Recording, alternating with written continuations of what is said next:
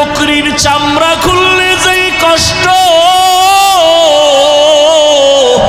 একটা বেনামাজি গুনাহগারের জান কবজের সময় তার চেয়েও বেশি কষ্ট। ওরে আল্লাহর বান্দারা, রসুলের চোখে পানি। ও আয়েশা, কিয়ামতের দিন কেউ কারো পরিচয় দিবে না।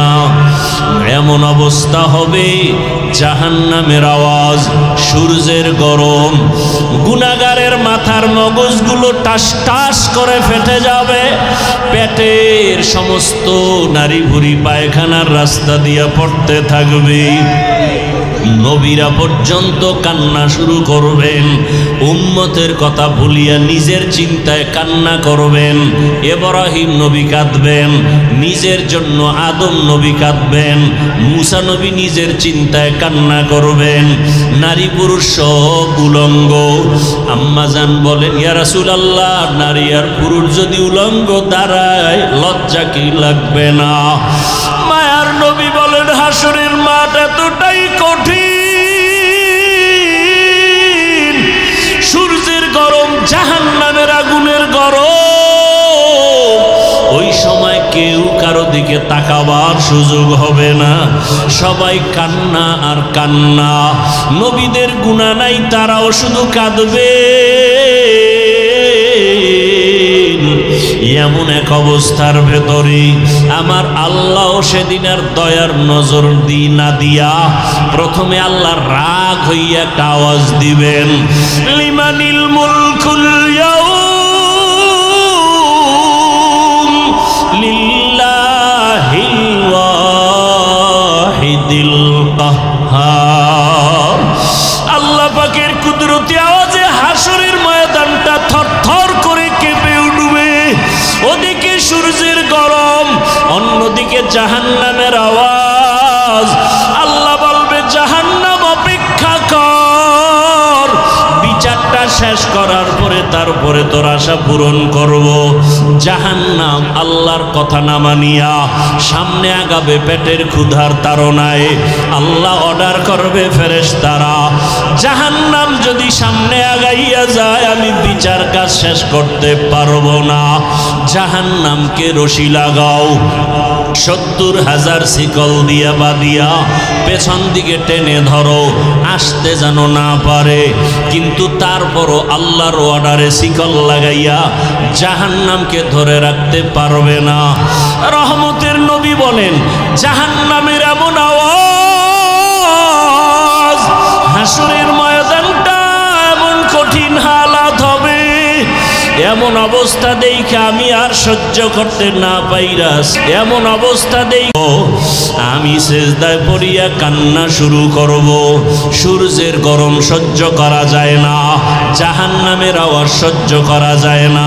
ওদিকে আমার আল্লাহ বড় রাগান্বিত আওয়াজ দিছেন, ও দুনিয়ার টাকাওয়ালা ক্ষমতাওয়ালারা, বাহাদুরি করছো, দেখাও তোমার আজ বাহাদুরি কেমন। এমন অবস্থা আমি সিজদায় পড়িয়া কান্না শুরু করব। ঈসা নবী কাঁদছেন নিজের জন্য, মুসা নবী কাঁদবেন নিজের চিন্তায়। আমি কান্না করিয়া রবের সামনে একবারও আমার কথা বলবো না, আমি কান্না করে বারবার বলবো, আমার উম্মত, আমার গুনাহগার উম্মত। নবী কাঁদবেন আর বলবেন, আল্লাহ জাহান্নামে ফিরাও,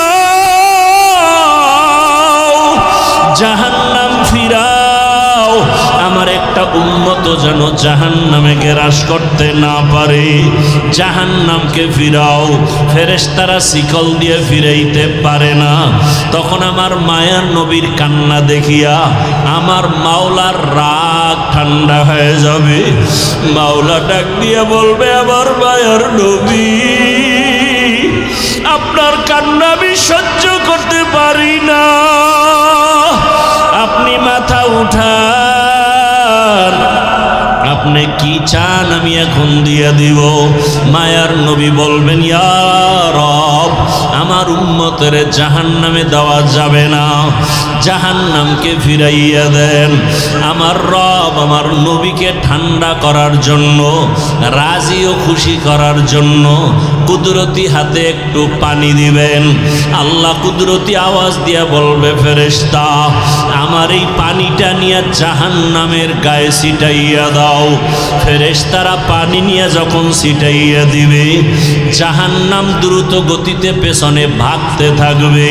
ফেরেশতারা বলবেন, হে আমাদের রব, যেই জাহান্নামের শিকল দিয়ে ধরে রাখতে পারি না, এমন কি পানি দিলেন যে জাহান্নাম পেছনে দৌড়ায়।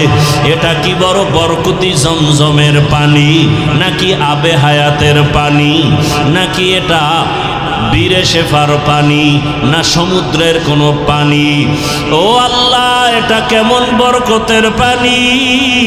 আমার আল্লাহ তখন বলবেন, এটা সমুদ্রের কোনো পানি না, বীরে শেফার পানি না, জমজমের পানি না, এটা কোনো বৃষ্টির পানিও না।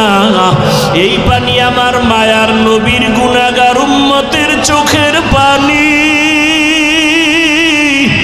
দুনিয়াতে আমার মায়ার নবীর উম্মতেরা মাঝে মাঝে গুনার কারণে একা একা বসে কান্না করত। আমারে মাঝে মাঝে ডাক দিয়া বলতো, আল্লাহুম্মা গফিরলি ওয়ারহামনি। ও আমার রব, আমি বড় গুনাহগার, জাহান্নামের আসামি। মানুষ আমাকে কত সম্মান করে, অথচ আমার গুনার কোনো শেষ নাই। মানুষ আমাকে মাওলানা বলে চেয়ার আগাইয়া দেয়, অথচ আমি মাওলা তোমার কাছে মানুষই হতে পারি নাই। গুনার কারণে আমার হাত না পাক, আমার চোখ না পাক, আমার জিহ্বা না পাক, গুনার কারণে আমার অন্তর না পাক। এই হাতের দ্বারা কত জুলুম করলাম, লেখার মাধ্যমে কত জুলুম, আঙ্গুল দিয়ে লেখলাম, জুলুম করলাম। জবানের দ্বারা কত মিথ্যা বললাম, এই জবানের দ্বারা কত গালি দিলাম, এই জবানের দ্বারা কত গীবত শেকায়াত করলাম। চোখটাও আমার গুনার কারণে না পাক। মানুষ জানে আমি বড় বক্তা, কিন্তু মাওলা তুমি জানো আমি সারা রাত মোবাইলে তাকায় তাকায় বেগানার ছবি দেখতেছি। মানুষ জানে আমি মসজিদের ইমাম, কিন্তু আমি সারা রাত মোবাইল চালাই। মানুষ জানে না, তুমি তো জানো আমার চক্ষু দুইটা নাপাক, আমার হাত দুইটা নাপাক, আমার অন্তর পরিকল্পনার গুনার কারণে নাপাক। ও আল্লাহ, তুমি আমাকে মাফ করে দাও। এইভাবে কিছু আল্লাহর বান্দা মোহাব্বত নিয়ে জাহান্নামের ভয়ে কান্না করে। কিয়ামতের ময়দানে গুনাহগার উম্মতের পানির ফোঁটা বৃথা যাবে না। ওই পানি দিয়া জাহান্নামের আগুন নিভাইয়া আল্লাহ বলবে, বান্দা বিনা হিসাবে জান্নাতের বাগানে চলিয়া যাও। আমার মুহাম্মদ আমার প্রিয় হাবিবের হাতে কাউসারের পানি পান করো। ও আল্লাহর বান্দারা, যারা গুনাহ করিয়া তওবার নিয়ত করিয়া কবরে যেতে পারলো তার কপাল ভালো। আর যারা এখনো নামাজ পড়তে পারে না, অন্য নামাজ পড়ে তাও পছন্দ করে না, নিজেও পর্দা করে না, অন্য পর্দা করে তাও পছন্দ করে না, নিজেও হালাল খায় না, অন্য হালাল খায় তাও পছন্দ করে না, নিজেও পাগড়ি পরে না, অন্য পাগড়ি পরে তাও পছন্দ করে না। ওরে আল্লাহর বান্দারা, দুনিয়ার সূর্য থেকে কত কঠিন হবে হাসরের মাঠের গরম।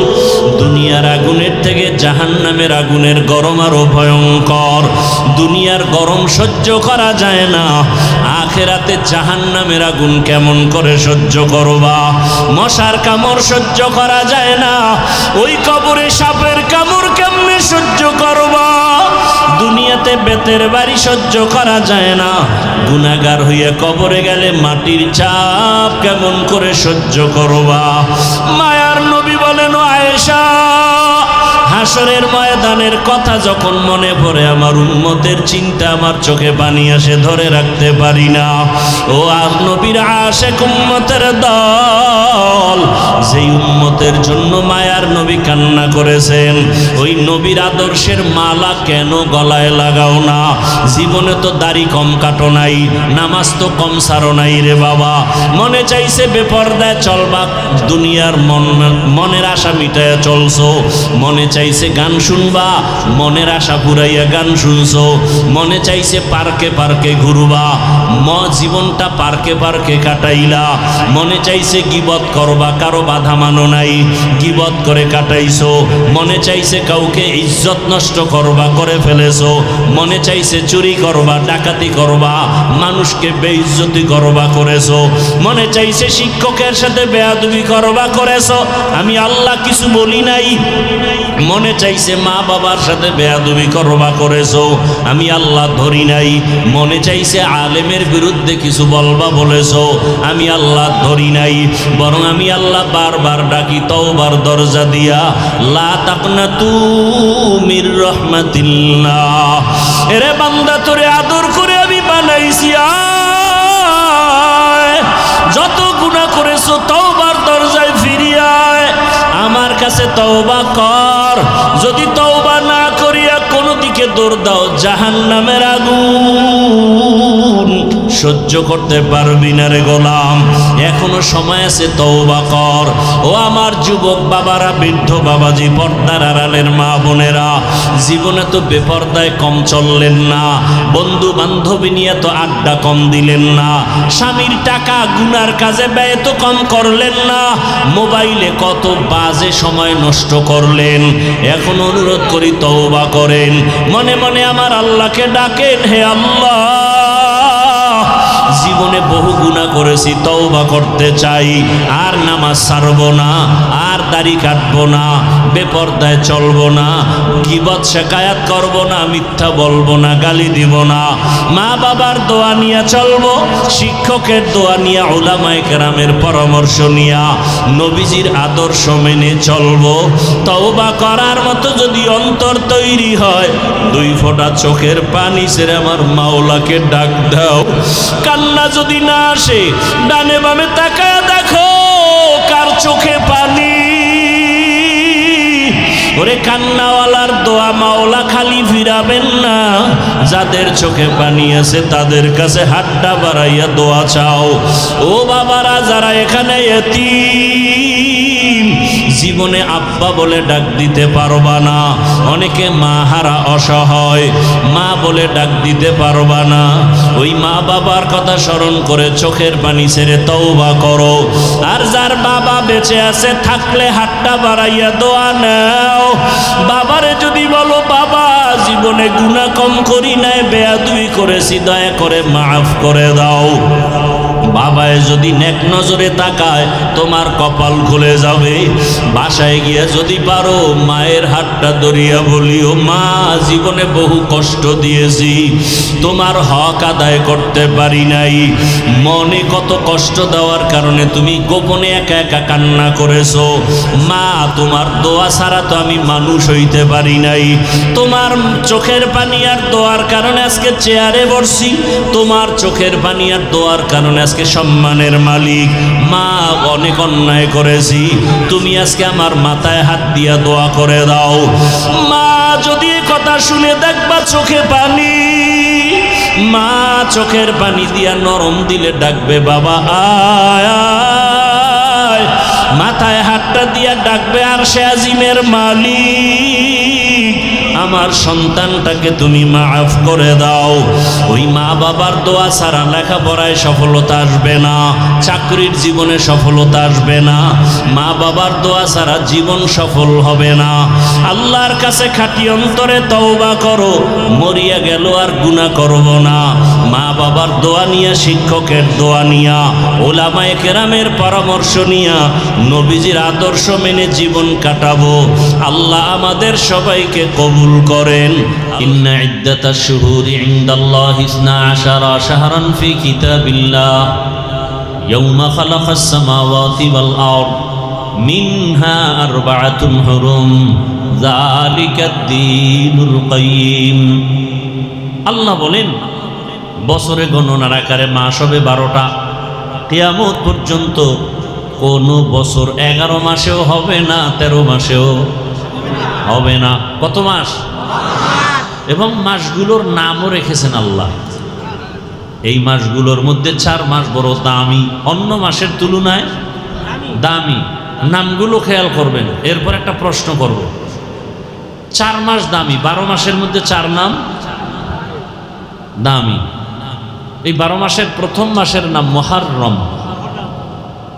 প্রথম মাসের নাম মুহররম। এরপরে কি? সফর, রবিউল আউয়াল, রবিউল আখির, জুমাদাল উলা, জুমাদাল উখরা, রজব, শাবান, রমাজান, শাওয়াল, যিকাদাহ, যুলহিজ্জা। এই 12 মাসের মধ্যে 4 মাস আল্লাহ বলেন দামি। আল্লাহ কয় আমার যে এই সিদ্ধান্তটা আমি লৌহে মাহফুজে লিখে ফেলেছি। কোন দিন?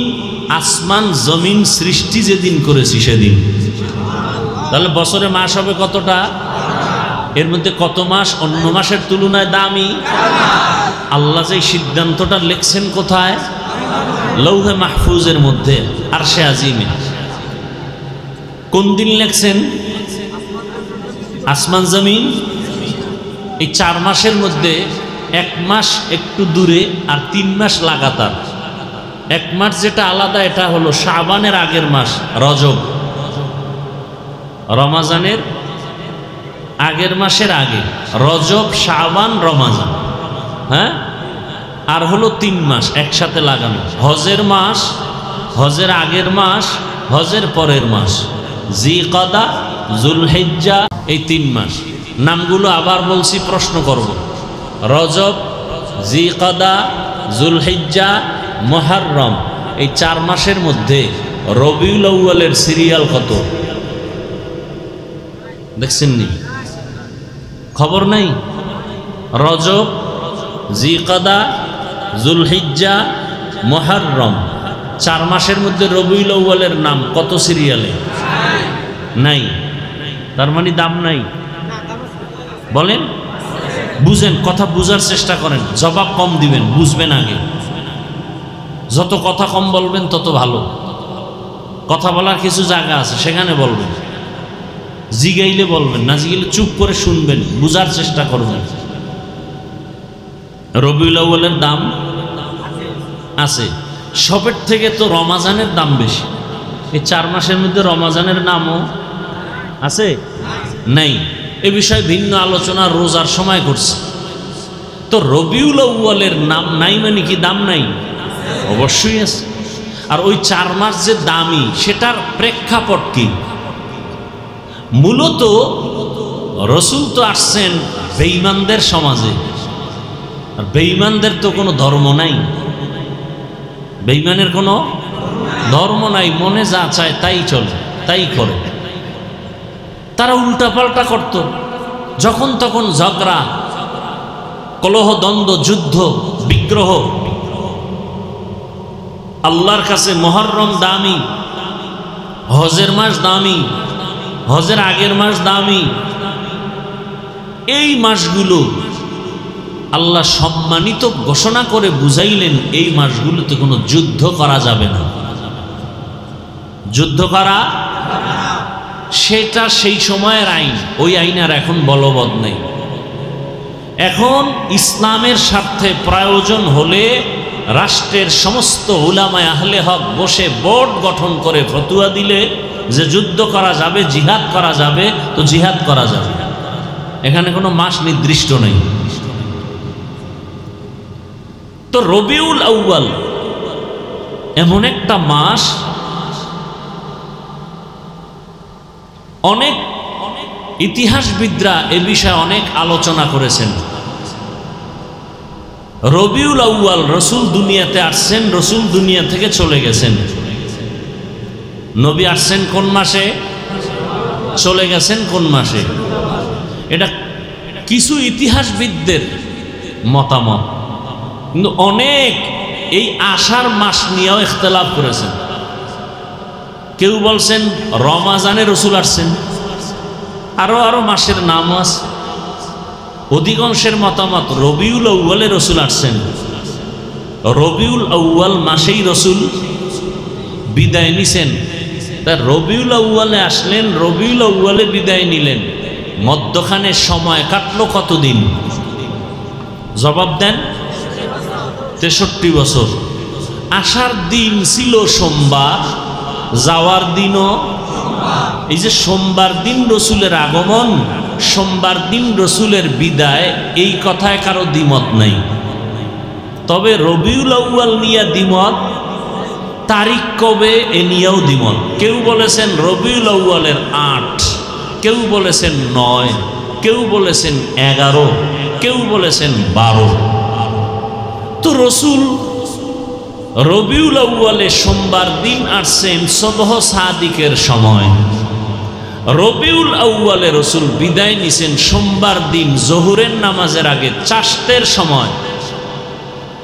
রসুলের বিদায় চাষতের সময় সোমবার, কবরে দাফন হলো রসুলের বুধবার দিন গিয়া রাতের তাহাজ্জুদের সময়।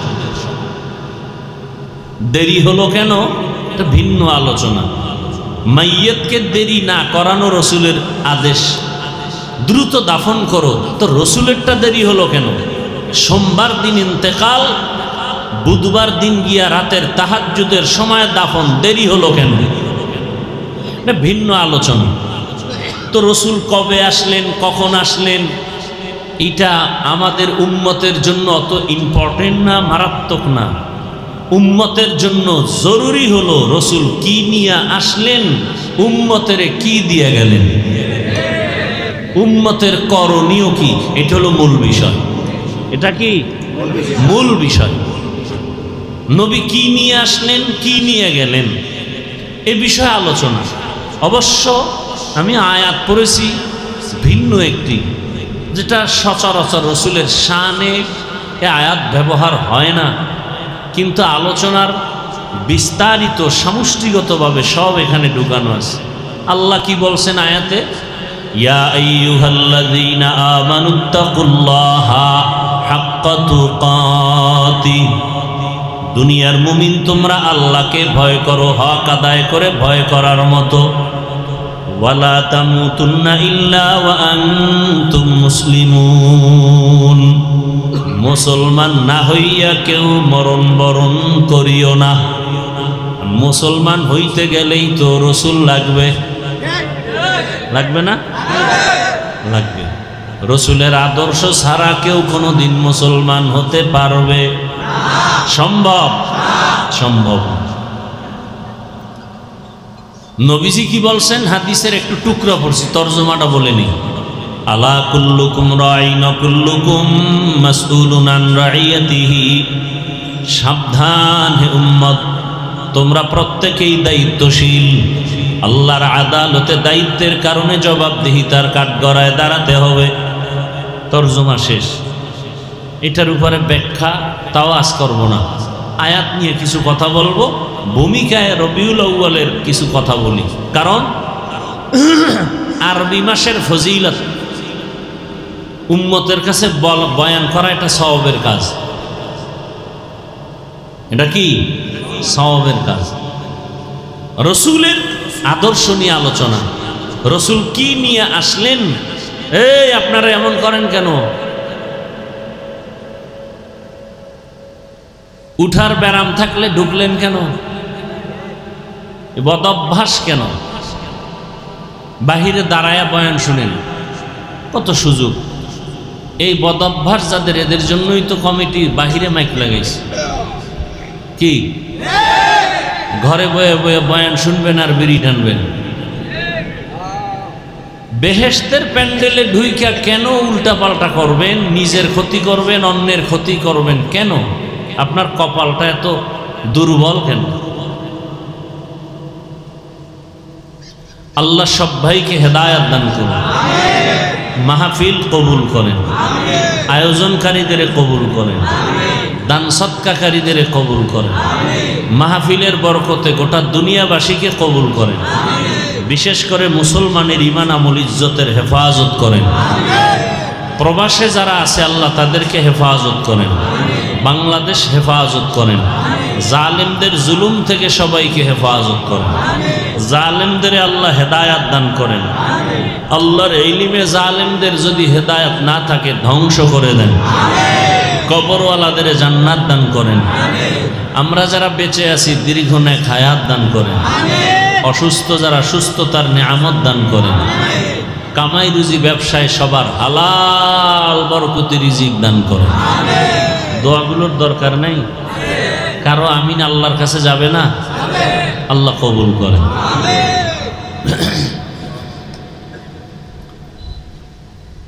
বেশি বেশি দোয়া করা উচিত। আন্তর্জাতিক হালাত বিশেষ করে মুসলমানের জন্য, ঈমান নিয়ে বাঁচতে চাইলে মরতে চাইলে বহু বিপদ সামনে অপেক্ষা করতেছে, বহু বিপদ।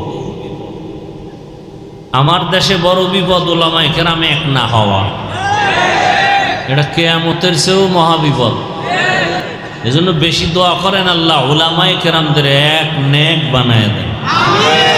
আজকে যদি ওলামায়ে কেরাম এক হতে পারেন, বাংলাদেশে কোনো মাস্তান, কোনো বেঈমান, কোনো নাস্তিক, কোনো পাওয়ারওয়ালা ওলামায়ে কেরামের অনুমতি ছাড়া কথা বলার দুঃসাহস পাবে না। এই জন্যই তো ওরা আলেমদের এক হতে দেয় না। আলেম ওলামা যেন এক হতে না পারে সেজন্য কোটি কোটি টাকা ব্যয় করা হচ্ছে পেছনে। বুঝেন কিছু খবর নাই।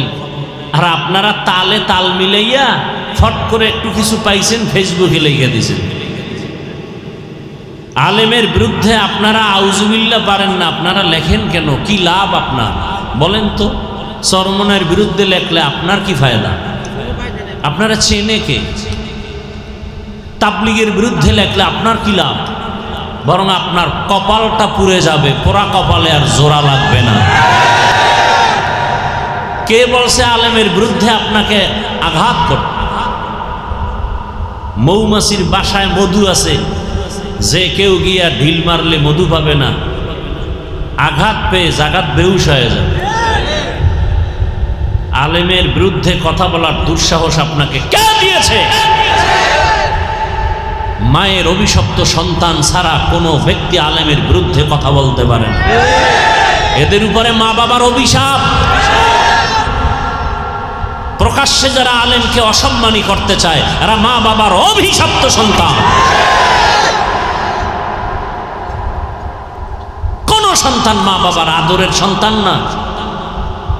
ওলামায়ে কেরামকে উম্মতের সামনে যারা লজ্জিত করতে চায়, ছোট করতে চায়, এ সমস্ত মানুষগুলো অবশ্যই পিতামাতার অভিশাপ পাওয়া সন্তান।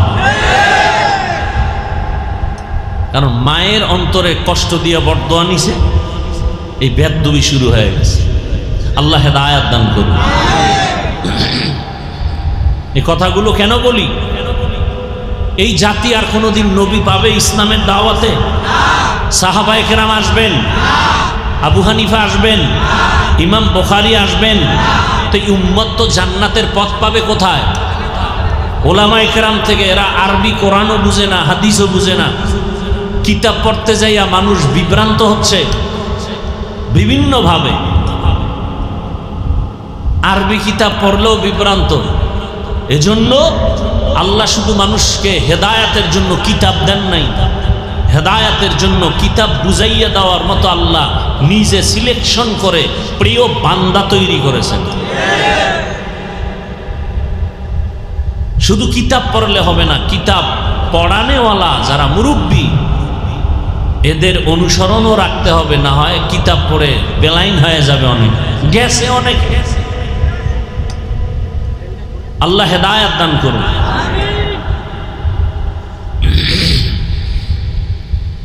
অতএব ওলামায়ে কেরামের সম্মান বাড়ানোর প্রচেষ্টা করা উচিত, সহযোগিতা করা উচিত। একান্ত কিছু না পারলে চুপ থাকা উচিত।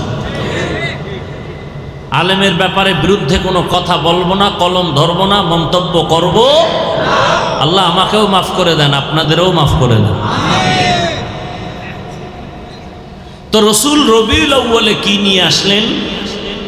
গোটা জগতের মানুষের হেদায়াতের জন্য সুন্দর আদর্শ নিয়ে আসছেন। কি নিয়ে আসছেন বলেন? কি নিয়ে আসছেন? আদর্শ। বিদায় বেলা রসুল দুই জিনিস উম্মতকে দিয়ে চলে গেছেন। কয় জিনিস? এক হলো কোরআন, দ্বিতীয় হলো রসুলের সুন্নাহ, আদর্শ। নবী চ্যালেঞ্জও দিয়ে গেছেন, এই দুই জিনিস যারা ধরে রাখবে কিয়ামত পর্যন্ত এদের সম্মানও যাবে না, ইমানও। আজকে দেখেন ঝামেলা ঝামেলা ঝামেলা, গোটা দেশে ঝামেলা, ব্যবসা প্রতিষ্ঠানে প্রত্যেকটা সেক্টরে ঝামেলা, কিন্তু যার কাছে রসুলের আদর্শ আছে তার কোনো পেরেশানি নেই। করোনায়ও ছিল না, স্কুল কলেজ ভার্সিটি চাকরি ফ্যাক্টরি সব বন্ধ, কোরআনের একটা ফ্যাক্টরি বন্ধ হয়েছিল? কোন আলেম না খায় মারা গেছে? ভিক্ষা করেছে? করেনি। আল্লাহ দেখায় দিলেন চোখের সামনে। কত লাশ আলেম ওলামারা হুজুরেরা কাঁধে নিয়ে করোনার জড়িত লাশগুলো দাফন করছেন, কোন হুজুর করোনায় মারা গেছে? আর কি দেখবেন চোখে বলেন? এরপরে কি হুজুরেরা আপনাদের থেকে কোটি কোটি টাকা চায়? সরকারি বেসরকারি চাকরি করে 8 ঘন্টা ডিউটি, মাসে নিম্নে বেতন 20,000, এরপর হারাম খায়, সুদ খায়, ঘুষ খায়, বেতন মারে। কথা বলেন না কেন? আর একজন ইমাম সাহেব ডিউটি করে 8 ঘন্টা, কি মসজিদে ইমামতি ডিউটি 8 ঘন্টা? কয় ঘন্টা বলেন না কেন? বেতন কত?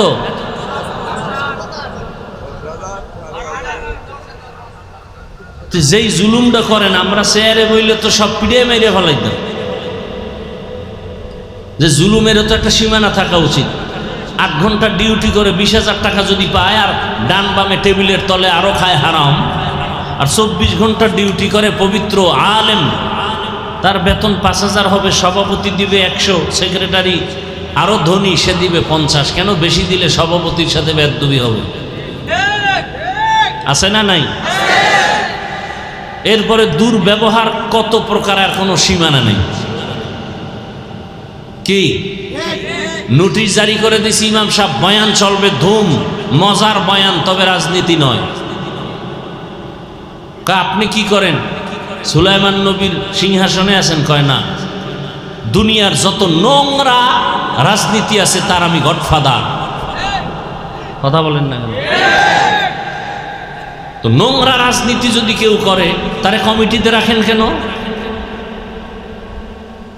ইমাম সাহেব রাজনীতি করবে, করলে কোরআনেরটা করবে, সুলাইমান নবীর আইনেরটা, আল্লাহর আইনেরটা করবে, মদিনারটা করবে, নোংরাটা করবে না। এতে দোষ। আর আপনি নোংরা করলে কোনো দোষ নাই, হুজুর বলে কেন সেই দোষ। এক হুজুর সুদের বিরুদ্ধে ওয়াজ করছে, কমিটি বলে আপনি 1 মাসের জন্য বাড়িতে ছুটি নেন, ঘুরে আসেন। আছে না নাই? কারণ শিয়ালের হাতে মুরগি দিলে যা হয়, সুদখোর ঘুষখোর বেনামাজির হাতে মাদ্রাসা মসজিদের চাবি দিলে তো তাই হবে। সুদ খাওয়া হালাল না হারাম? ঘুষ খাওয়া হালাল না হারাম? কেমন হারাম? পায়খানার চেয়ে একটু ভালো। হ্যাঁ, আল্লাহ বলেন দুনিয়াতে আমার দুশ্মন আছে অনেক, তার মধ্যে বড় 2 দল দুশ্মন। বড় দুশ্মন কয় দল? এক দল যারা সুদের সাথে আছে, কোরআনের আয়াত। আর এক দল আমার বড় দুশ্মন, যাদের সাথে আমি আল্লাহ নিজে যুদ্ধ করব। এবার বুঝেন তো আল্লাহ কতটা রাগ হয়ে বলে আল্লাহ নিজে যুদ্ধ করবেন। একদল সুদের সাথে জড়িত, আর এক দল ওলিয়া উলিয়া পছন্দ করে না, দুশ্মনী করে। আল্লাহ বলেন এরাও আমার বড় দুশ্মন। এজন্যই তো আমি বলি, সারা বাংলাদেশে চ্যালেঞ্জ দিয়ে বলি, যারা ওলিয়া উলিয়া মানে না, এরা কোরআন হাদিস মানে না, এরা ভণ্ড। এদের যারা ভণ্ড বলে না তারাও ভণ্ড। এই বয়ান যদি মসজিদে জুমায় কোনো ইমাম সাহেব করে, উপায় আছে? বলবে যে 1 মাসের ছুটি। কে? এজন্য আবরার সাহেব বলে গেছেন না, সব দেখার দিন শেষ। কে দেখছেন? ওনার আওয়াজ নাই। এখানে বয়ে কয় এটা ভোটের আগে টাকা খাইবো পায়খানার নামে বয়ে রয়েছে। বউর পেটটার খানা হারাম করবে, মাইয়া পোলার রক্তটারে হারাম করে ফেলবে ভোটের টাকা খাইয়া। এত বড় নিকৃষ্ট মানুষ হতে পারে? নিজে হারাম খায় খায়, তোমার শিশু বাচ্চা নিষ্পাপ রক্ত পবিত্র, ওকে কেন হারাম টাকা খাওয়াও? বাপ নামের কলঙ্ক, স্বামী নামের কলঙ্ক। তুমি হারাম খাবা, হুজুরদের সাথে চ্যালেঞ্জ দিয়া খাইয়া মর, জনমের মতো খাও, কিন্তু নিষ্পাপ বাচ্চার কি অপরাধ? ওই বাচ্চাটার রক্ত পবিত্র, ওকে হারাম ঢুকাইয়া কেন রক্ত নাপাক করেছো? তোমাকে এই অধিকার আল্লাহ তো দেননি। স্ত্রীর রক্ত নাপাক করতেছো হারাম টাকা দিয়া। আল্লাহ হেদায়েত দান করুন। মুসিবত। আর এই হারাম খাইবে যারা, সুদ ঘুষ, নামাজ হবে না, রোজা হবে না, তেলাওয়াত হবে না, মোনাজাত কবুল হবে না, হজ করলে সওয়াব হবে না, কে বলবে এই কথাগুলো জাতিকে? কে বলবে? তবে আমাকে হুজুর বলছেন, যেহেতু হুজুরকে বয়ান শুনবা না, ওই ভোটের আগে টাকা খাবাই, এরকম যারা কসম খাইছো এরা খাইলে কম খাইও না, জনমের মতো খাইও, বাকি ভোটটা দিবা ইসলামের পক্ষে। টাকা খাওয়ার সময় বলবা ভাই খাওয়া, মনের মতো খাওয়া, ভোট না দিলেও দোয়া দেব। যেহেতু হুজুরকে বয়ান শুনবা না, খাবাই, ও খাইয়া ওরে ফকির বানাও, কারণ তোর বাবার টাকা না, জনগণের টাকা। এটা কাগো কইছি, সবাইরে কইছি, যারা হুজুরগো বয়ান শুনবে না ও খাইবেই। কুকুরের বিরিয়ানি দিল, হাজি বিরিয়ানি খাওয়ার পরে কি পেট ভরবে? নর জাতিগত অভ্যাস, ময়লা খাবেই। কি? আল্লাহ হেদায়েত দান করুন। হ্যাঁ, রাগ করতেছেন? ইয়া আইয়ুহাল্লাযীনা আমানুত্তাকুল্লাহা হাক্কা তুকাতিহি ওয়া লা তামুতুন্না ইল্লা ওয়া আনতুম মুসলিমুন। আল্লাহ মুমিনদেরকে দুইটা কর্মসূচি দিলেন। কেন দিলেন? না হিসাবে জান্নাত দিতে চাই। সুবহানাল্লাহ। না জান্নাতে যাইতে চান তো ইনশাআল্লাহ? যারা আজকে ফজর পড়েন নাই, জোহর পড়েন নাই, আসর, মাগরিব, এশা পড়েন নাই, আপনার কোন জান্নাত? জান্নাতুল ফেরদাউস। হ্যাঁ, নবীজি বলেন বেঈমান আর মুমিনের মধ্যে ব্যবধান হলো নামাজ। বাইনাল আবদি ওয়া বাইনাল কুফরি তারকুস সালাহ। বেঈমানেরা নামাজ পড়ে না, মুমিনেরা নামাজ ছাড়ে না। নামাজ কত ওয়াক্ত? শুক্রবার দিন শুধু? তাহলে জোরে বলেন, প্রতিদিন পড়া লাগবে? বলেন বলেন। মাঝে মাঝে ছেড়ে দেওয়া যাবে? যাবে না? কি বলেন? আপনারাই বললেন নামাজ পড়তে হবে, ছেড়ে দেওয়ার কোনো সুযোগ? এরপরও যারা নামাজ পড়েন না, আল্লাহর কাছে কি জবাব নিয়ে দাঁড়াবেন? কয়দিন? অনেকদিন বাঁচবেন। একদল বিয়া করে নাই, এরা কয় বিয়ার পরে ধরুন। আর যারা বিয়া করছে এরা অজুহাত পেশ করে সন্তান হওয়ার পর। যাগো সন্তান হয়ে গেছে কয় আর একটু বয়স বেড়ে নিক। কিন্তু বহু আল্লাহর বান্দা বিয়া করার পরে নামাজ ধরবে বলিয়া কপালে বিয়া নাই, আজরাইল আইসা টিকিট নিয়ে হাজির হয়ে গেছে। আবার বহু বান্দা বিয়া করছে, নামাজ ধরে না বলে সন্তান হওয়ার পরে সন্তান হইছে পেটে রাইখা স্বামী চলে গেছে। বানায় বলতেছি। ইদানিং কালে যত মরণের লাশের খবর দেখি, বেশিরভাগ যুবক আর যুবতী। ঠিক নেই? বুড়ারা খুব কম মরে, যুবকরা বেশি মরে। না মরলে এখন নতুন সংস্কৃতি বাইর হইছে, পিডাইয়া মারে। কি মরবি না? তোরে ফিডায় মারুম।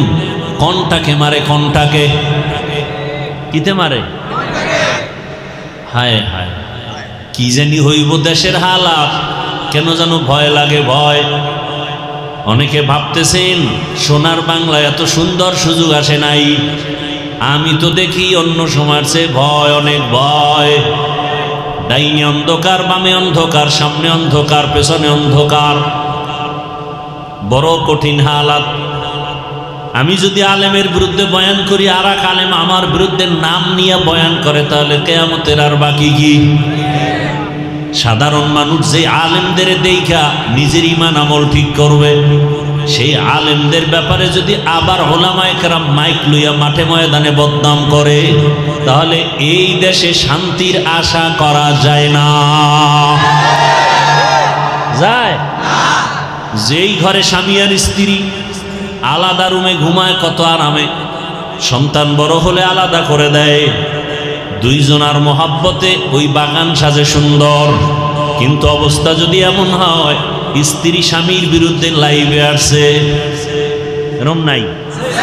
স্বামী স্ত্রীর বিরুদ্ধে লাইভ দেয়, সব তো লাইভ বয়, লাইভ বয় পারে না বাথরুমে গিয়ে লাইভ দেয়। অনেকে মক্কা মদিনা গিয়েও লাইভ দেয়। ওরা মনে হয় যেন যাই একটু লাইভ দেওয়ার জন্য। ফেরাউনের বাথরুমের সামনে গিয়ে, আমি ফেরাউনের বাথরুমের সামনে ভিতরে গিয়ে লাইভ দুমু খারাইও সব। রসুলের রওজায় গিয়া চোখের পানি রাখা যায় না, কিন্তু এই দুনিয়াদারেরা মোবাইল নিয়ে ছবি তুলতে তুলতে পাগল হয়ে যায়, লাইভ দিয়ে জোরে জোরে চিল্লায় বউয়ের সাথে কথা বলে। কি বলবো? আল্লাহ হেদায়াত দান করুন, মোবাইলের গুনাহ থেকে হেফাজত করেন। কেউ এ বয়ান করে না, এক সময় করার মানুষও থাকবে না।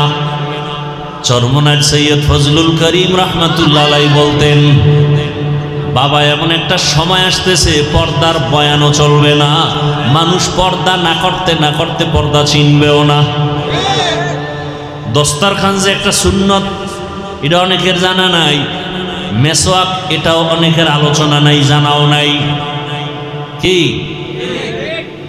মেসওয়াক আছে কার? ব্রাশ, ব্রাশ, মেসওয়াক নাই। অথচ মেসওয়াকের যে এত ফজিলাত, মেসওয়াকের অনেকগুলো ফজিলাত। ওই মসজিদের মধ্যে, এটা মসজিদ না, মসজিদের মধ্যে ফাজাইলে একটা আমাল আছে, মোড়া কিতাব, তালিম হয়, হয়নি? ওটার মধ্যে কিন্তু একটা চ্যাপ্টার আছে ফাজাইলে মেসওয়াক। বা বাংলাদেশে এখন লাইব্রেরিতে বাংলা কিতাব আছে মেসওয়াকের ফজিলাত। মেসওয়াক, যারা ঠিক মতো মেসওয়াক করবে তাদের দাঁতে পোকা হবে না। ঠিক মতো যারা, আমি তো ব্রাশ করি, মেসওয়াকও করি, দেখলাম যে মেসওয়াকের মতো পরিষ্কার দাঁত হয় না। আমি দেখছি তো। মেসওয়াক যারা ঠিক মতো করবে তাদের মুখে দুর্গন্ধ থাকবে না। কেউ যদি ঘুমের আগে মেসওয়াক করে ঘুমায়, আর কণ্ঠ কোনোদিন বসবে না। ঘুমের থেকে ওইটা মেসওয়াক করবে, তার জীবনে যত পুরস্কার পাবে এর মধ্যে বড় পুরস্কার, মরণকালে কালেমা জারি হয়ে যাবে।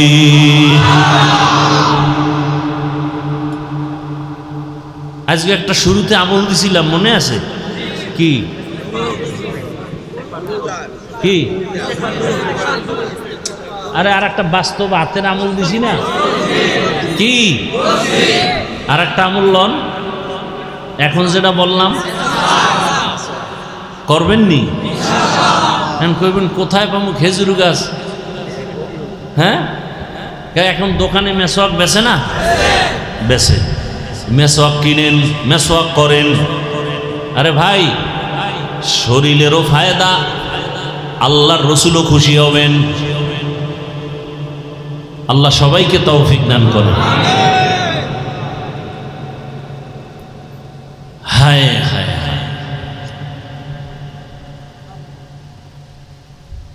আল্লাহ পাক রব্বুল আলামিন মুমিনদের দুইটা কর্মসূচি দান করেছেন। আল্লাহ সবাইকে জান্নাত দিতে চান, মনে আছে কথা? আপনারাও জান্নাতে যেতে চাননি? কথা বলেন, হিসাব দিয়া না হিসাব ছাড়া? বুঝে কইেন কিন্তু অনেকে আবার পাওয়ারওয়ালা আছে না, সমস্যা কি? খোদার লাগে হিসাব দিয়ে বুঝপাড়া কইরা তারপরে জান্নাতে যাব। যারা হিসাবের কাঠগড়ায় দাঁড়াইবা, আল্লাহর কসম জাহান্নাম ছাড়া উপায় হবে না।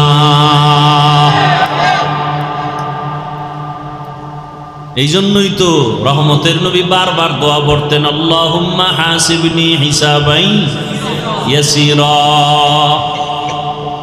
এই দোয়াটা পড়েন কি? আল্লাহুম্মা হাসিবনি হিসাবাই ইয়াসিরা, আল্লাহুম্মা হাসিবনি হিসাবাই ইয়াসিরা। আর একটা সহজ দোয়া সব সময় পড়বেন, রব্বানা আতিনা ফিদ দুনিয়া হাসানাহ ওয়া ফিল আখিরাতি হাসানাহ ওয়া কিনা আযাবান নার। পাওয়ারফুল দোয়া। রব্বানা আতিনা, হে আমার রব আমাকে দাও, ফিদ দুনিয়া, দুনিয়ায় হাসানা, সব কল্যাণ, দুনিয়ার সব কল্যাণ আমারে, অকল্যাণ দিও না। আর কি? ওয়া ফিল আখিরাতি হাসানা, আখিরাতের কল্যাণ আমারও দাও। দুনিয়ার কল্যাণ, ঝগড়া হবে না, ভালো স্ত্রী পাবো, সন্তান নিয়ে পেরেশানি থাকবে না। হাসানা, দুনিয়ার ভালো, আমি 5 ওয়াক্ত নামাজ পড়ব, কষ্ট হবে না। অসুস্থতার ব্যারামে আমার ইবাদত ছুটবে না। আমি ব্যবসায় যাব, হালালভাবে বরকত দিন দিন হতেই থাকবে। মিথ্যা কথার অভ্যাস হবে না, গালি দেওয়ার অভ্যাস আসবে না, গীবত শেকায়াত করার অভ্যাস আমার হবে না, বেপরদায় চলার অভ্যাস হবে না। আল্লাহ যদি হাসানা দিয়েই দেন, আমার জীবনটা হবে ধন্য। আমি মরিয়া গেলেও থাকবো অমর, হাটহাজারীর হুজুর মরিয়াও অমর, জুনায়েদ বাবুনগরী মরিয়াও অমর, শাইখুল হাদিস রহমাতুল্লাহ আলাইহি মরিয়াও অমর, মুফতি আমিনী রহমাতুল্লাহ আলাইহি মরণের পরেও তারা অমর। মানে কি বুঝেন? মরার পরেও জিন্দা। মানুষের অন্তরে প্রশংসা না বদনাম? সরমনাইল সৈয়দ ফজলুল করিম ইন্তেকালের পরেও অমর। সবার অন্তরের মধ্যে মায়া, মোহাব্বত, কথা ঠিক নেই? উজানির হজরতেরা দুনিয়া থেকে চলে গেছেন, কিন্তু মানুষের অন্তরে আছে, ঠিক নেই? এরে নবীর উম্মতের দল। হাসানা, দুনিয়ার সব কল্যাণ, আখিরাতের কল্যাণ কি? ও আল্লাহ, হাসরের ময়দানটা যখন কায়েম হয়ে যাবে, আরাফার ময়দান হবে হাসরের মাঠ। সারা দুনিয়া হাসরের মাঠ, আরাফার ময়দান মক্কার পার্শ্বে। আল্লাহর বিচারালয়, স্টেজ হবে আদালত। নারীরাও উলঙ্গ দাঁড়াবে, পুরুষেরাও উলঙ্গ দাঁড়াবে। একদিকে সূর্যের গরম, আল্লাহ বলবে সূর্য নিচে আয়, নিচে আইসা তোর যত মুখ আছে নিচে কর, যত গরম আছে সব জমিনে ছাড়। সূর্যের গরমে মাটির জমিনটা পুড়িয়া তামা হয়ে যাবে। লোহা হবে না কেন? সূর্যের গরমে জমিনটা পুড়িয়া স্বর্ণ হবে না কেন? রূপা হবে না কেন? তামা হওয়ার কারণ, ওদিন তো ইনসাফের বিচার হবে। স্বর্ণের মধ্যে ওই গুণ নাই, তামার মধ্যে যে গুণ আছে, রূপার মধ্যে নাই, লোহার মধ্যে নাই। বলে কেমন? বলে লোহার এক অংশ গরম করলে ভিন্ন অংশ গরম হবে না। স্বর্ণ তাই এক, রূপাও এক। তামা এমন একটা ধাতু, এক অংশ গরম হলে পুরা অংশটাই সাথে সাথে গরম হয়ে যাবে। নারীরা উলঙ্গ, পুরুষেরাও উলঙ্গ দাঁড়াবে। অন্যদিকে আবার জাহান্নামের আওয়াজ, এত বিশাল জাহান্নামের গুরিম গুরিম আওয়াজ হবে।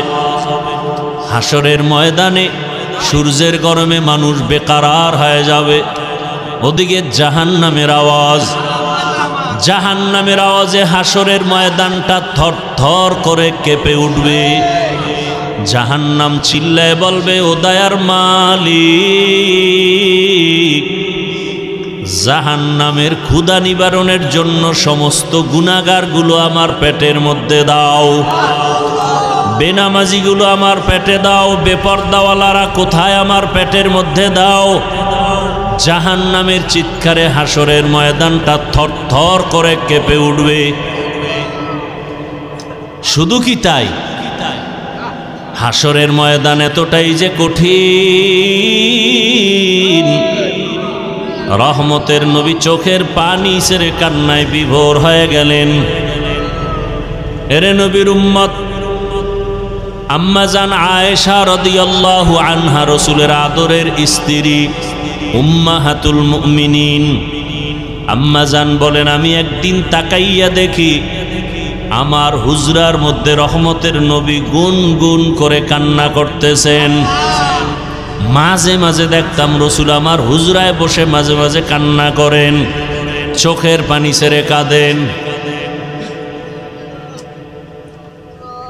গুনগুন করে রহমতের নবী কান্না করেন। আমি আয়েশা বড় ভয় পেয়ে যাইতাম, মনে হয় যেন আমি আয়েশা কোনো বেয়াদবি করে ফেলেছি। রহমতের নবীর সাথে যদি কেউ বেয়াদবি করে তার জাহান্নাম ছাড়া উপায় নাই। আম্মা জান আয়েশা রসুলের কাছে যাইতেন আর মায়া লাগায় আস্তে করে বলতেন, রহমতের নবী, আপনি চোখের পানি ছেড়ে গুনগুন করে কাঁদেন কেন? আমি আয়েশার উপর আপনি কি রাগ করেছেন? আমার কোনো বেয়াদবির কারণে কি আপনি বেজার হয়ে গেছেন? আম্মা জানের কথা শুনিয়া রহমতের নবী বলতেন, ও আয়েশা, আমার সাথে তোমার বেয়াদবি হবে কেন? আমি তো তোমার উপরে অনেক খুশি।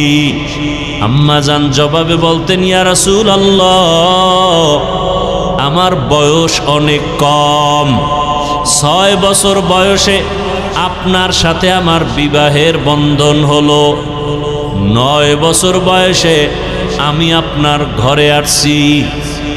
নবী, আমার বয়স অনেক কম, না জানি আমার এই অল্প বয়সে অজান্তে কোনো ভুল হয়ে যায়, আপনার সাথে বেয়াদবি হয়ে যায়, আর বেয়াদবি যদি হইয়াই যায় আমার জিন্দেগি বরবাদ হয়ে যাবে।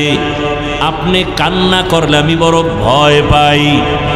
আম্মা জানের কথা শুনিয়া রহমতের নবী বলেন, হে আয়েশা, আমি যদি কান্না করি, 2টা কথা মনে পড়লে আমি চোখের পানি ধরে রাখতে পারি না রে আয়েশা। এক,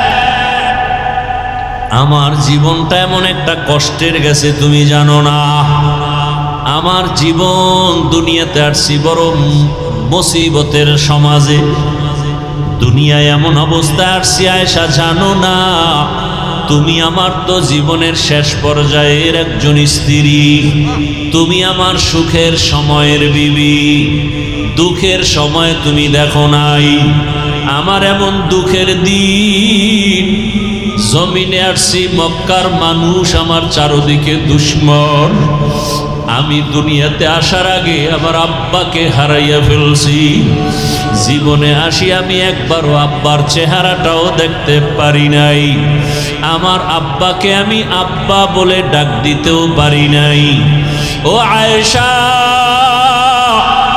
6 বছর বয়স, তখন আমার আম্মা জানো দুনিয়ার থেকে চলে গেছেন।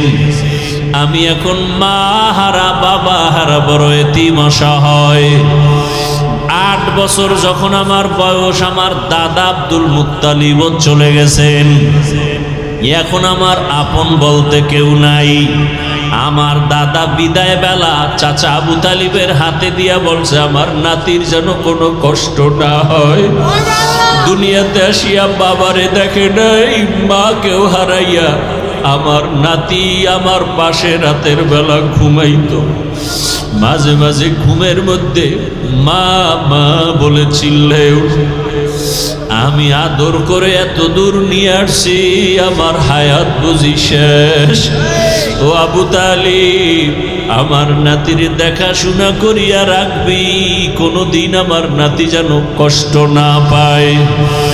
আম্মা জান আয়েশাকে নবী বলেন আর কাঁদেন, আয়েশা, ওই সময় আমার আরবে চারদিকে দুশ্মন আর দুশ্মন। ওই সময় একমাত্র আমার আদরের মোহাব্বতের কেউ ছিল না চাচা আবু তালিব ছাড়া। এক পর্যায়ে আমার আল্লাহ আমাকে বিবাহের বয়সে নিয়া একজন আল্লাহর পেয়ারা বান্দি খাদিজাতুল কুবরা রাদিয়াল্লাহু আনহা, তার সাথে আমার বিবাহ হয়ে গেল। এমন একজন নারী বিধবা যার সন্তান আগে হয়ে গেল, দুইজন স্বামী হওয়ার পরে আমি তৃতীয়। ওই খাদিজা আমার ঘরে আসছেন। আমার এত অভাব ছিল, আমার ঘরে চুলায় আগুন জ্বলতো না, না খাইয়া কত কষ্ট করেছি। আরবের ধনী ছিল খাদিজা। ওই খাদিজা আমার মায়া আর মোহাব্বতে পড়িয়া সব সম্পদগুলো আমাকে হাদিয়া দিয়েছে। ও আয়েশা, জানো না আমি আবার সম্পদগুলো সব দান করে দিয়েছি। আমি এত কষ্ট করে করে জীবন কাটাইছি। আমার বংশের দুশ্মনেরা 3 বছরের মতো আমাকে শিয়াবে আবু তালিবের মধ্যে গৃহবন্দী করে রাখছে। খানা দেয় নাই, পানি দেয় নাই। দীর্ঘ 3 বছর আমি গাছের পাতা চাবাইয়া চাবাইয়া খাইয়া পেটের ক্ষুধা নিবারণ করেছি। ও আয়েশা, আমার কষ্ট দেখিয়া খাদিজাও ঘুমায় না।